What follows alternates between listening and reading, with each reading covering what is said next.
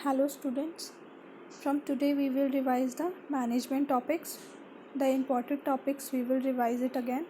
Okay, let us start. The definition of nursing. As you all know what is the definition of nursing, so it is not required for you people that I will repeat it again, and we will start from the management. Okay, management can be defined as the process of administering and controlling the affairs of the organization. So what is the main function of management? It is to administering and controlling the affairs of the organization. ठीक है. Then as a guide to a group of people working in the organization and coordinating their efforts. Okay, so management का काम क्या है? अब कोई management है, अब किसी को हैंडल करने के लिए एक लीडर की ज़रूरत होती है.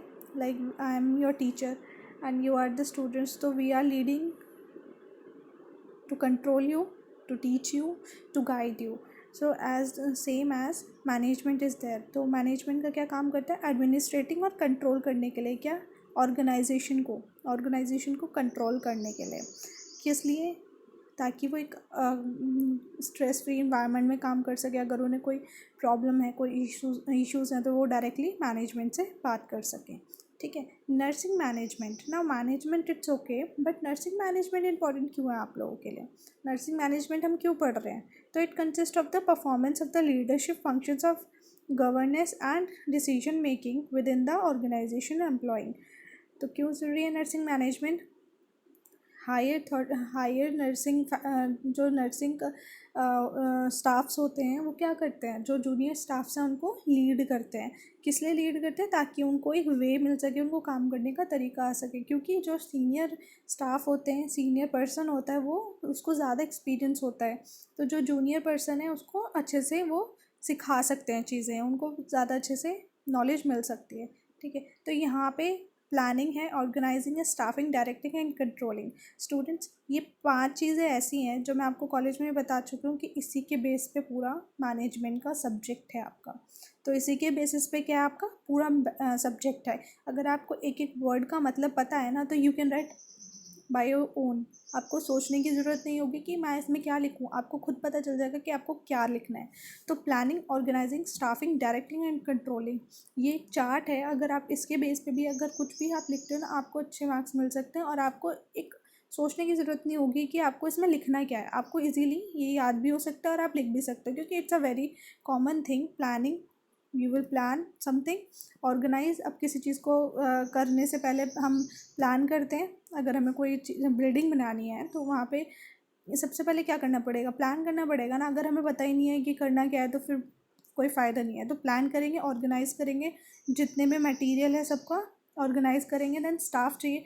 अब एक खाली बिल्डिंग तो आप नहीं चला सकते ना, उसमें स्टाफ भी चाहिए. तो स्टाफ के भी अरेंजमेंट करोगे. फिर डायरेक्टिंग भी करोगे. और डायरेक्टिंग मीन्स कंट्रोल डायरेक्ट करोगे कि आपको ऐसे काम करना है, आपको ये चीज़ संभालनी है, आपका काम ये है, आप ये संभालोगे. Then last is your controlling. Control करना भी ज़रूरी है, क्योंकि अगर कंट्रोलिंग नहीं होगा तो कोई भी काम अपना ठीक से नहीं करेगा. फिर हर कोई ढील छोड़ेगा कि नहीं चलो छोड़ो, हम बाद में कर लेंगे. तो इसलिए कंट्रोल करना भी it's very important. Next, which is very important for you, is importance of management. Why it is important to study management, and what is the importance of management? A good management is the organization what health is to the body for the smooth functioning of all parts. So एक smooth functioning के लिए management ज़रूरी है. ठीक है. Then accomplishment of the organizational goals. जो organizational goals हैं आपको उसको अचीव करना. Provide vision and mission. Provide करना विजन और मिशन किसका? पूरे ऑर्गेनाइजेशन का. Increase efficiency. इंक्रीज करना, it is important to increase the efficiency. Then crystal then next is effective utilization of resources, and next is crystallized nature of management. So it is important to understand the concept and principles and techniques of the management. And effective utilization of resources. So management ensures the proper and effective utilization of human resources by using principle of management. Okay, so this is your importance of management. Now it is principle of management. Now we will see the principle of management. So these are the principle of management which is very important, and in every exam it is important to study, because each paper ask this kind of questions. Okay, now first is a division of work. Work divide, मैंने बताया था work divide करना important है. अगर आप division of work नहीं होगा तो हर काम एक पर्सन नहीं कर सकता ना, तो उसको डिवाइड करने के लिए हर अलग अलग स्टाफ्स की ज़रूरत होती है. देन अथॉरिटी एंड रिस्पॉन्सिबिलिटीज़ देना ज़रूरी है ना.